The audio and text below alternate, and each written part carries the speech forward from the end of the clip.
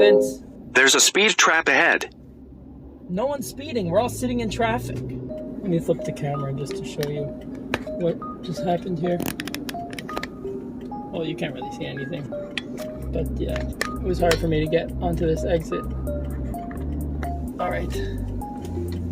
I am sitting in traffic, and we are studying this week, or have been studying this week, the third Torah portion in the book of Numbers. This Torah portion contains chapters 8 through 12. And what we are learning about here takes place on the 1st of Nisan. And if you're at all familiar with the Hebrew months, Nisan is the month before Iyar. In chapter 1, back at the beginning of the book of Numbers, this very book that we're in, the events recorded there in the Torah take place in Iyar.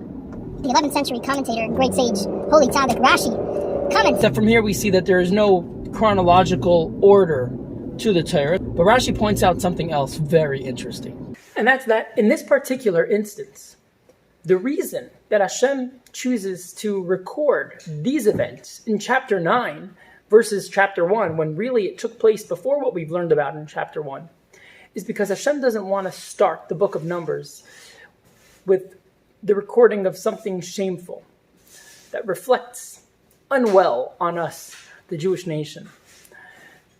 Here, we learn about something dishonorable that we did. And Hashem doesn't want to open the book that way.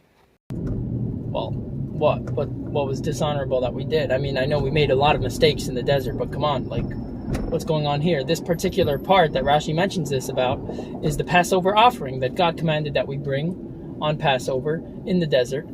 And we did it. We fulfilled Hashem's command. Well, Rashi says that what was to our discredit was that this was the only Passover offering that we offered in all our 40 years in the desert. This was the only one. Okay, so new question.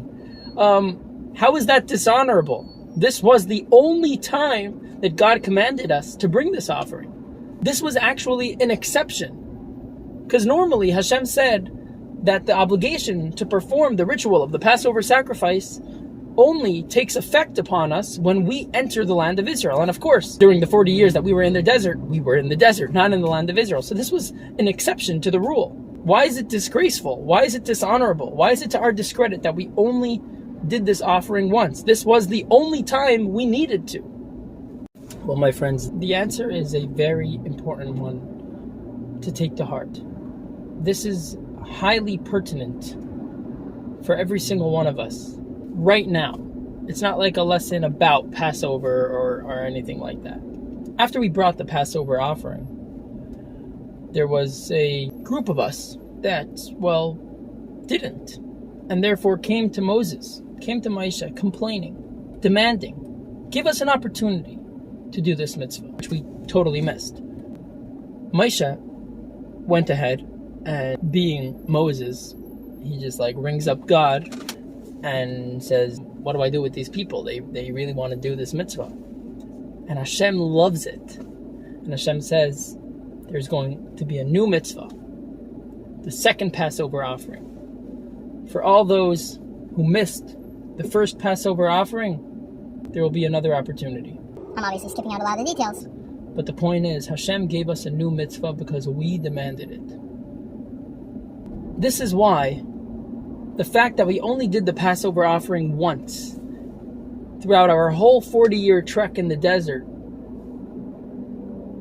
is less than noble. Because you see the power that we have? We should have, because we could have, and therefore we should have demanded from Hashem, let us do this mitzvah. Yeah, we could only do it officially when we enter the land of Israel. But the same way you had us do it once and you commanded us, please command us again, please command us again. The reason this message is pertinent is because we must demand Mashiach from Hashem. Demanding Mashiach from Hashem is so similar to this incident where we demanded to be able to offer the Passover offering even though we had missed it the first time, to the point that we can call it an extension of that demand, and thereby we know exactly what Hashem's response will be, which is, yes, absolutely, which is Mashiach. Because what was that? We were asking Hashem to be able to perform a mitzvah. And that is exactly what we're doing when we ask for Mashiach. We are saying, Hashem, right now, we are unable to perform so many of your mitzvahs. For example, just because we don't have the holy temple. So send us Mashiach so we can not just do one more mitzvah, but so many more. So get in Mashiach mode and demand Mashiach in your actions by increasing in the joy in your life, in the love for your fellow. Study some more Torah, do another mitzvah with more enthusiasm, and of course, verbally as well, demand from Hashem. Hashem, Mashiach now. It's time. And of course, we know what Hashem's response will be.